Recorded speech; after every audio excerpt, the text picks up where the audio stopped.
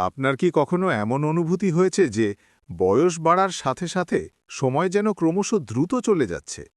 শৈশবে মাত্র 2 মাসের গ্রীষ্মকালীন ছুটি আমাদের কাছে খুব লম্বা এবং ভরপুর মনে হতো, কিন্তু এখন কয়েক বছর আগের ঘটনাগুলোও মনে হয় যেন গতকালই ঘটেছে। এমনকি মনে হয় সবে তো উৎসব পালন করলাম, আর এবছর প্রায় শেষ। 1815 সালে আর্নস্ট ওয়েবার একটা পরীক্ষা করেন।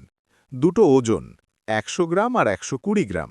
সবাই সহজে পার্থক্য ধরতে পারল, কিন্তু 400 গ্রাম আর 420 গ্রাম হলে অনেকেই আর বুঝতে পারল না। অথচ পার্থক্য একই, 20 গ্রাম। ওয়েবার আবিষ্কার করেন আমাদের ইন্দ্রিয়ের সর্বনিম্ন পার্থক্য ধরার অনুপাত স্থির, প্রায় 1:40। এটাই ওয়েবারের সূত্র। অনুভূতি লিনিয়ার নয়, লগারিদমিক। উদাহরণ, স্পিকারের আওয়াজ দ্বিগুণ করতে চাইলে আরেকটা স্পিকার 10 বছর বয়সে 1 বছর, জীবনের 1/10। জীবন অসীম লম্বা মনে হয়। 50 বছরে 1 বছর, 1/50। সময় একই, কিন্তু তার জীবনের অংশ কমে যায়। ব্রিটিশ পণ্ডিত ভিসাস বলেন, সময়ের অনুভূতি লগারিদমিক।